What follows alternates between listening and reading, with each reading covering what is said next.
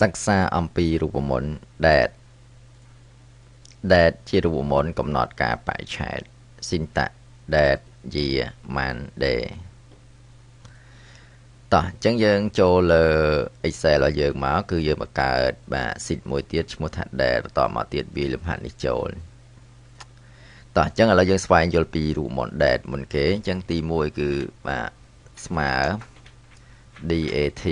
បាទតមកទៀតឃើញហើយពាក្យ date ហ្នឹងអញ្ចឹងកន្លែងដំបូងគេឲ្យចេញ year អញ្ចឹងឧទាហរណ៍2013អញ្ចឹងវាអញ្ចឹងមក comma ឧទាហរណ៍ month អញ្ចឹងយើងវាយលេខបាទ2បាទមានខែ2 February comma មកទៀតមកឧទាហរណ៍ខ្ញុំវាយ14អញ្ចឹងមានថ្ងៃ14ខែ2 2013 enter មកអញ្ចឹងវាទៅចេញជាទម្រង់បែបហ្នឹងឯងមានន័យថា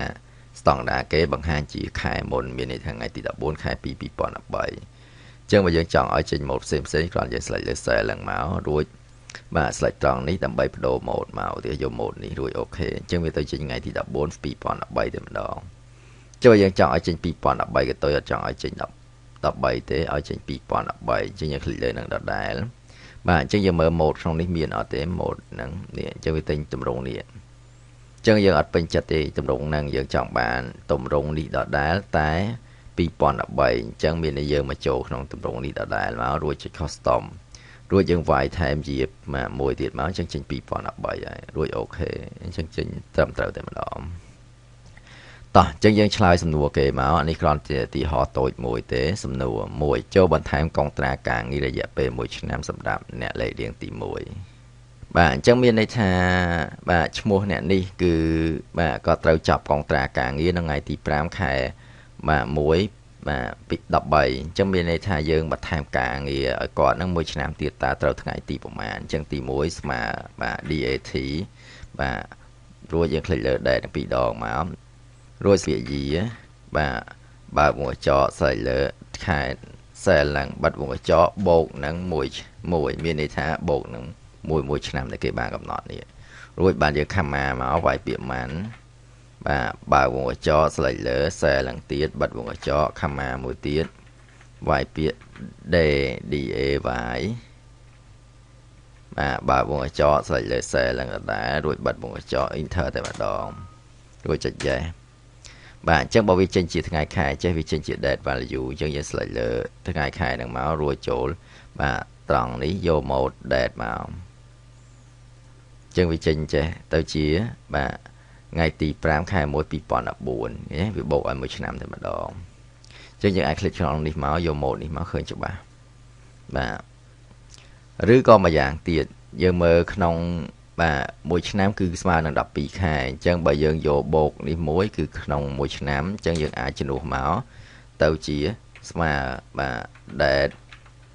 បាទ select លើវាយពាក្យ year ចូលបើកវងកញ្ចក់ select លើ cell ហ្នឹង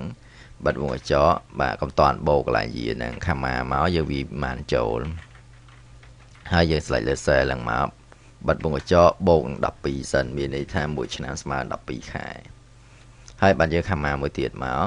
រួចយើងវាយ day បើវងកញ្ចក់ស្លេចលើបាទខែហ្នឹងបិទវងកញ្ចក់ enter តែម្ដងបាទអញ្ចឹងចេញតម្រងនឹងដូចគ្នាស្លេចលើហ្នឹងមកយក number មករួចយកកន្លែង date នេះរួចយក mode ហ្នឹងមករួចអូខេអញ្ចឹងជាការស្រេចអញ្ចឹងរូបមន្តយើងប្រើគឺយើងប្រើរូបមន្តខាងលើនេះឯងតោះអញ្ចឹងមើលសំណួរទី2ចូលបន្ថែមកុងត្រាការងាររយៈពេល3ខែសម្រាប់អ្នកលេខរៀងទី2អញ្ចឹងមានន័យថាបាទថ្ងៃទី26ខែមេមានខែ5ហ្នឹង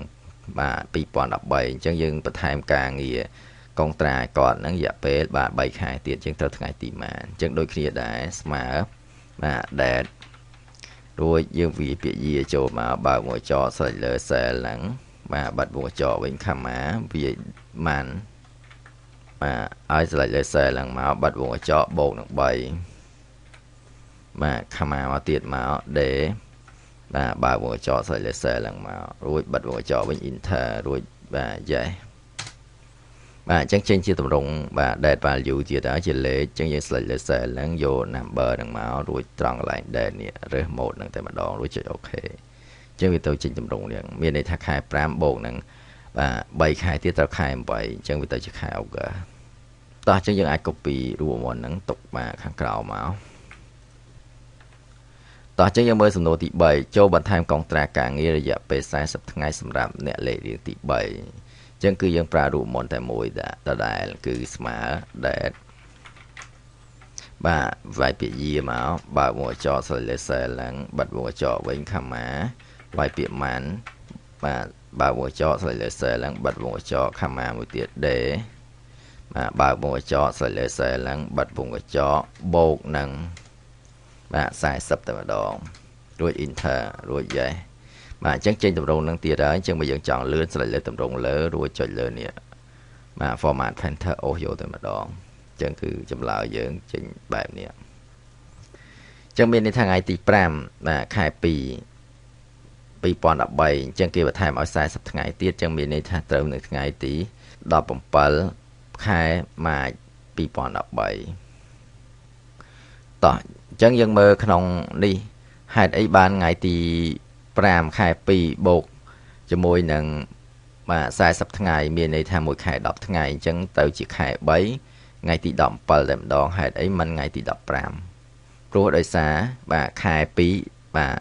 2013យើងមើលក្នុងខែ2 2013បាទដាច់ខែនៅថ្ងៃទី28ឃើញទេតែអញ្ចឹងទៅគឺយើងត្រូវបាទបន្ថែម2ថ្ងៃទៅទៀតទៅអញ្ចឹងរហូតទៅដល់ថ្ងៃទីបាទ17តែម្ដងតោះអញ្ចឹងរូបមន្តហ្នឹងគឺត្រឹមត្រូវហើយយើងអាច copy យកមកទុកបាទប្រើប្រាស់តែម្ដង